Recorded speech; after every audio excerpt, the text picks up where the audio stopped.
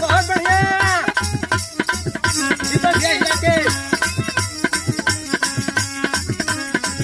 गजब हिला के बात सुनिल जा बा क्या डांस है भैया ऑर्केस्ट्रा में के लड़का गल ह और ऑर्केस्ट्रा वाली से कहत ह का कहत ह अरे आटा पिसावा